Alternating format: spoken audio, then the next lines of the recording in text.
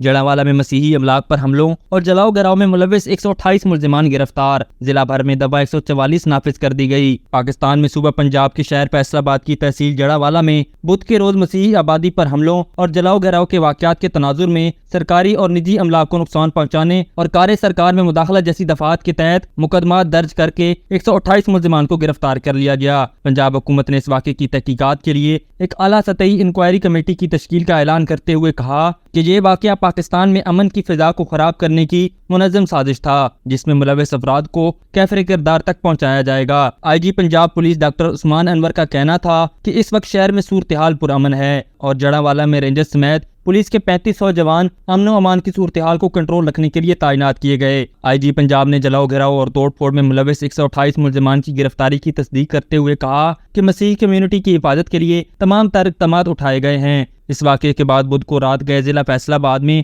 آئندہ 7 روز کے لیے دفعہ 144 کا نفاذ کر دیا گیا، جس کے تحت ہر قسم کے احتجاج اور جلسے جلوسوں پر پابندی ہے۔ انتظامیہ کی جانب سے جاری کردہ ایک نوٹیفیکیشن کے مطابق تحصیل جڑاوالا میں آج تمام سرکاری اور پرائیویٹ ادارے بند ہیں۔ یاد رہے کہ بدھ کی صبح قرآن کی مبینہ بے حرمتی کے واقعے کے بعد مشتعل مظاہرین کی جانب سے مسیحی آبادی پر دعویٰ بول کر متعدد گرجا گھروں کو نظر آتش کر دیا گیا، جبکہ کرسچن کالونی میں واقع مسیحی شہریوں کے گھروں کے علاوہ سرکاری عمارتوں میں بھی توڑ پھوڑ کی گئی۔ پنجاب حکومت کی جانب سے جاری کردہ اعلامیے کے مطابق قرآن کی مبینہ بے حرمتی کی خبریں سامنے آنے کے بعد جڑاوالا کے مختلف مقامات پر 5 سے 6 ہزار افراد پر مشتمل بڑا ہجوم شہر کے مختلف مقامات پر جمع ہوا اور انہوں نے مسیحی برادری کے مختلف علاقوں اور عمارتوں پر حملے کرنے کی کوشش کی۔ دوسری جانب امریکہ کے محکمہ خارجہ کے ترجمان نے بریفنگ کے دوران مسیحی آبادی پر حملے کے تناظر میں بیان جاری کیا۔ انہوں نے کہا کہ ہمیں اس بات پر شدید تشویش ہے کہ پاکستان میں قرآن کی مبینہ بے حرمتی کے رد عمل میں گرجا گھروں اور رہائشی علاقوں کو نشانہ بنایا گیا۔ ہم پرامن انداز میں اظہار آزادی رائے کی حمایت کرتے ہیں اور لوگوں کو اپنے مذہب اور عقیدے پر عمل کرنے کے حق کی بھی حمایت کرتے ہیں۔ ان کا مزید کہنا تھا کہ تشدد یا تشدد کی دھمکی دینا کبھی بھی اظہار کا قابل قبول طریقہ کار نہیں،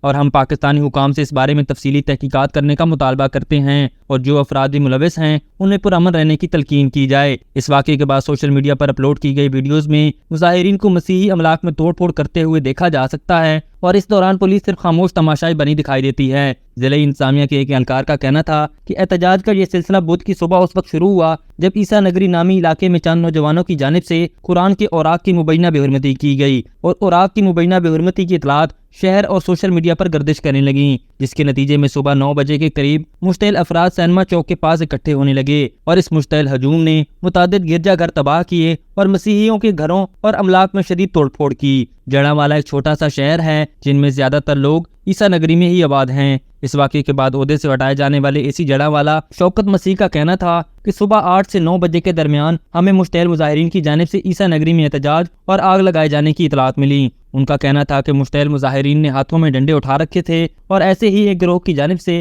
اسی جڑاوالا کے دفتر پر بھی حملہ کیا گیا۔ جڑاوالا کے رہائشی 31 سالہ یاسر بھٹی ان افراد میں سے ایک تھے جنہیں اس صورتحال کے باعث اپنا گھر چھوڑنا پڑا۔ ان کا کہنا تھا کہ مظاہرین نے کھڑکیاں اور دروازے توڑے، ہمارے فریج، صوفے، کرسیاں اور دیگر گھریلو سامان بھی لے گئے اور پھر اسے گرجا گھر کے سامنے لے جا کر جلا دیا۔ انہوں نے مقدس کتاب کی بے حرمتی کی، وہ انتہائی بے رحم تھے۔ اس واقعے کے عینی شاہد کا کہنا تھا کہ منگل اور بدھ کے درمیانی شب کرسچن کالونی میں عامر نامی نوجوان نے مبینہ طور پر چند توہین آمیز پمفلٹ لکھے اور مبینہ طور پر قرآن پاک کے چند اوراق کی بھی بے حرمتی کی۔ ان کا کہنا تھا کہ فجر کی نماز کے بعد اس واقعے کی اطلاع ملنے پر مشتعل افراد کی بڑی تعداد علاقے میں جمع ہوئی اور توڑ پھوڑ شروع کر دی۔ نہ صرف اس بستی میں موجود گرجا گھروں کو نظر آتش کیا گیا بلکہ کالونی کے 15 مکانات کو بھی آگ لگائی گئی۔ جڑاوالا پولیس کی جانب سے اس واقعے کے بعد قرآن کی بے حرمتی اور توہین رسالت کے الزامات کے تحت مقدمات بھی درج کیے گئے۔ مقدمے کی FIR میں کہا گیا کہ شکایت کنندہ جب موقع پر پہنچے تو انہیں وہاں سے قرآن کے اوراق ملے جن پر سرخ پینسل سے گستاخانہ الفاظ لکھے ہوئے تھے اور ایک کیلنڈر بنایا ہوا تھا، تاہم ملزمان موقع سے فرار ہو چکے تھے۔ فیصل آباد پولیس کی جانب سے بھی ٹویٹر پر جاری پیغام میں جڑاوالا کے شہریوں کو مخاطب کر کے کہا گیا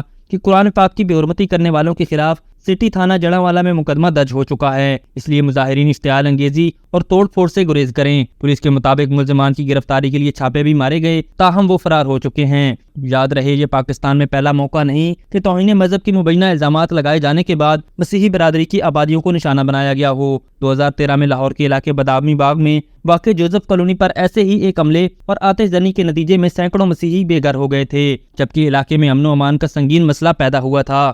ابھی تک کے لیے صرف اتنا ہی۔ مزید دلچسپ اور تازہ ترین خبروں سے آگاہ رہنے کے لیے ہمارے چینل اسلام آباد انسائیڈر کو سبسکرائب کرنا مت بھولیے، اور اگر ہماری یہ ویڈیو آپ کو اچھی لگی ہے تو اسے لائک کر دیں اور اپنی قیمتی رائے کا اظہار نیچے دیے گئے کمنٹ سیکشن میں ضرور کریں۔